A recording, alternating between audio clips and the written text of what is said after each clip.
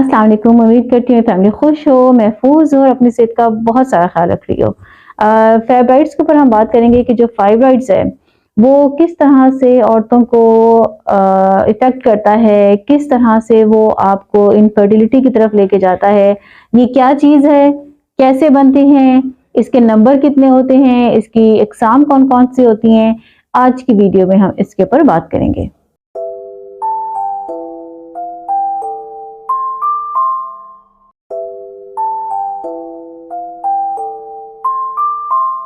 हाँ जी, तो जनाब, फाइबर दरअसल आप यूँ कह लें कि ऐसी सैक होती हैं पानी वाली।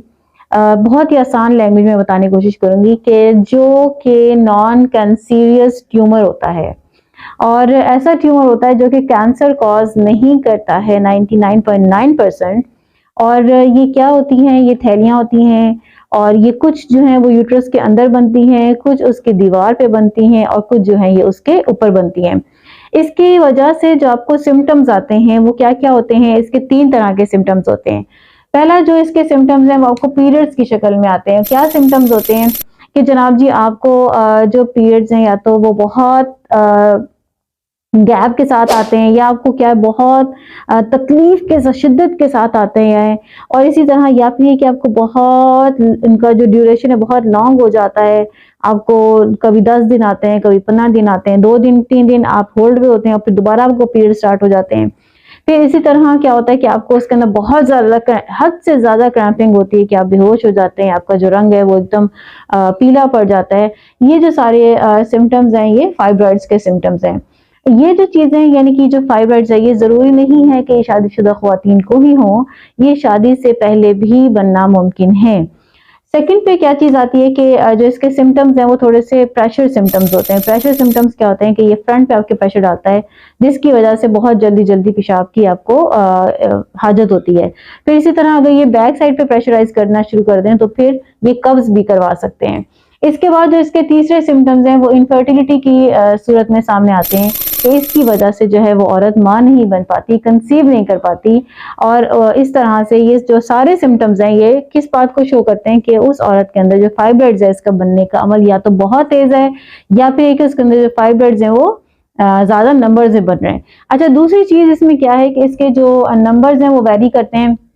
किसी के अंदर जनाब जी ये थोड़े से होते हैं, मुख्तसर होते हैं और तादाद में कम होते हैं। मैं आपको ये बात ही बताती हूँ कि जो फाइब्रॉइड्स है ना बेसिकली ये हर एक को इसके सिम्पटम्स नहीं करते हैं, ठीक है? कुछ लोगों में ये चुपचाप औरतों में कुछ चुपचाप पड़े रहते हैं और उनको पता भी नहीं चलता और वो खुद ही बनते हैं और खुद ही खत्म हो जाते हैं और इतना नहीं होता कि आप उसको ट्रीट करें। इसी तरह अब इसके कुछ जो सिम्पटम्स के अलावा जो कुछ नंबर हैं, नंबर्स में क्या होता है कि कुछ में ये नंबर जो हैं ये बहुत कम होते हैं, 2 या 3 होते हैं और कुछ में ये बहुत ज़्यादा होते हैं। इसी तरह इनका जो साइज़ है वो भी हर एक के अंदर वैरी करता है। किसी के लिए जो किसी में जो ये साइज़ है ये मटर के दाने जितना भी हो सकता है और फिर ये तरबूज जितना भी हो सकता है या फुटबॉल के बराबर भी हो सकता है। फिर अब हम बात करते हैं इसके टाइप्स की कि इसकी जो टाइप्स हैं वो बेसिकली इसकी 3 टाइप्स हैं, वैसे 4 भी इसकी आती है स्टडी में, लेकिन इसकी 3 जो है ये मेन टाइप्स हैं। एक टाइप इसकी जो है ये वो टाइप है जिसको आप सबम्यूकस कहते हैं, जो कि आपके जैसे अब अगर ये है आपके यूट्रस, तो ये आपका जो सबम्यूकस फाइब्रॉइड्स हैं ये आपके यूट्रस के अंदर होते हैं, ठीक है? या तो ये बहुत ज़्यादा तादाद में होते हैं या फिर ये कम होते हैं, खुद ही बनते हैं, खुद ही खत्म होना शुरू हो जाते हैं। फिर दूसरा क्या है इंट्राम्यूरल, ये वो फाइब्रॉइड्स होते हैं जो कि इसकी अंदर वाली दीवार के साथ यहाँ पे बनना शुरू हो जाते हैं। और इसके बाद सबसीरस जो है ये वो वाले फाइब्रॉइड्स होते हैं जो कि इसके ऊपर बनते हैं। इसकी वजह से आपकी इनफर्टिलिटी मुतासिर नहीं होती, चाहे ये फुटबॉल या तरबूज के साइज के बराबर ही क्यों ना बड़े हों, ठीक है?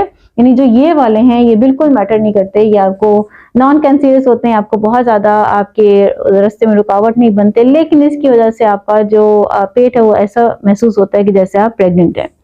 बहरहाल ये इसकी तीनों किस्में। अब इसमें क्या होता है कि अगर आप मेडिकल टर्म में देखें तो इसकी सिंपल मियोमेक्टोमी प्रोसेस एक होता है। इसमें क्या होता है कि जनाब जी आपको ये बेज़रर होता है, उन ख़वातीन के लिए होता है जो आगे माँ बनना चाहती हैं। ये उन सैक को ख़त्म किया जाता है और फिर इस तरह से वो ख़वातीन जो हैं वो कंसीव कर पाती हैं।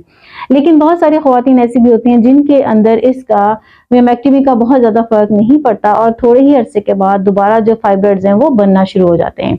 मैं आपको बताती हूँ कि इसका बहुत ही सिंपल, बजाय इसके कि आप हार्मोन्स बाहर से लें, क्योंकि जब वो आपको दवाइयाँ देते हैं तो वो हार्मोन्स की होती हैं और आपके स्ट्रेस की होती हैं।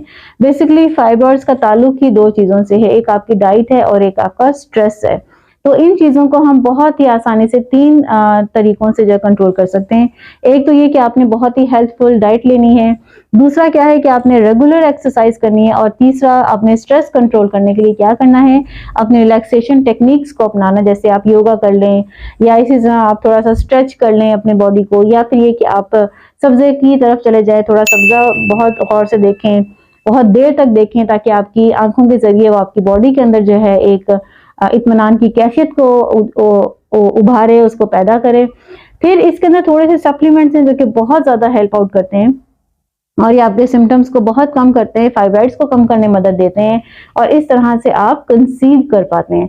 इसमें जो सबसे पहला सप्लीमेंट है वो ग्रीन टी का सप्लीमेंट है। ये ग्रीन टी जो है एज अ सप्लीमेंट आपने लेना है, इसको कावे की शक्ल में नहीं बल्कि सप्लीमेंट की फॉर्म में लेना है, क्योंकि इसकी हाई डोज फाइब्रॉइड्स में जरूरी होती है।